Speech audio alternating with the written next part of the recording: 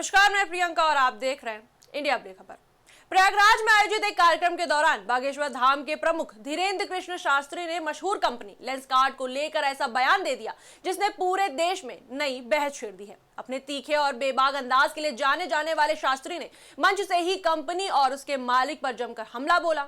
उनके बयान के बाद सोशल मीडिया से लेकर सड़कों तक माहौल गर्म होता नजर आ रहा है। दरअसल एक कार्यक्रम में श्रद्धालुओं को संबोधित करते हुए उन्होंने कहा, एक कंपनी है, उसका नाम लेंसकार्ट है। उसने अपने वर्करों को बोला है कि हमारे यहाँ कोई तिलक लगा के नहीं आ सकता, मंगलसूत्र पहन के नहीं आ सकता, सिंदूर लगा के नहीं आ सकता।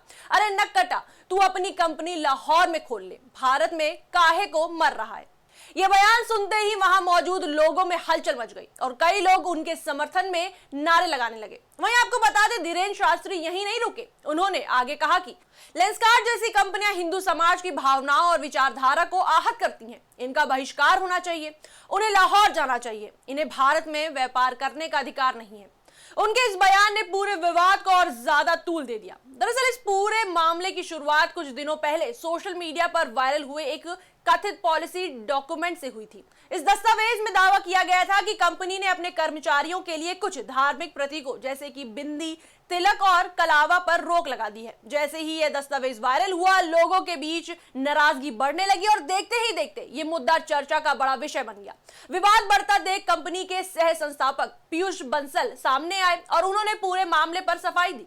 उन्होंने कहा कि वायरल हो रहा दस्तावेज पुराना और भ्रामक है, जिसे पहले ही हटा दिया गया था। बंसल ने साफ शब्दों में कहा कि कंपनी अपने कर्मचारियों के साथ किसी भी तरह का धार्मिक भेदभाव नहीं करती और सभी को अपनी आस्था के अनुसार पहनावे की पूरी आजादी है। हालांकि कंपनी की सफाई के बावजूद विवाद थमता नजर नहीं आ रहा है। सोशल मीडिया पर बड़ी संख्या में लोग कंपनी के खिलाफ नाराजगी जाहिर कर रहे हैं। कुछ यूजर्स #बॉयकॉट लेंसकार्ट जैसे हैशटैग चलाकर विरोध जता रहे हैं, तो कुछ लोग कंपनी के समर्थन में भी सामने आए और इसे गलतफहमी बता रहे हैं। यानी ये मामला दो गुटों में बटा हुआ नजर आ रहा है। वहीं आपको बता दें, इस विवाद का असर जमीन पर भी देखने को मिला।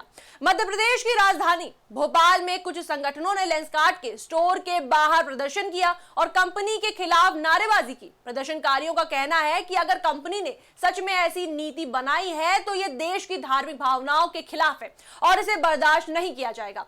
वहीं कुछ विशेषज्ञ इस पूरे विवाद को अलग नजरिए से देख रहे हैं। उनका कहना है कि यह मामला केवल धार्मिक भावनाओं तक सीमित नहीं है, बल्कि इसमें कॉर्पोरेट नीतियों, कर्मचारियों की स्वतंत्रता और अभिव्यक्ति के अधिकार जैसे कई बड़े मुद्दे जुड़े हुए हैं। अगर किसी कंपनी की ड्रेस कोड पॉलिसी होती भी है तो उसे इस तरह संतुलित होना चाहिए कि किसी की धार्मिक भावनाएं आहत ना हो।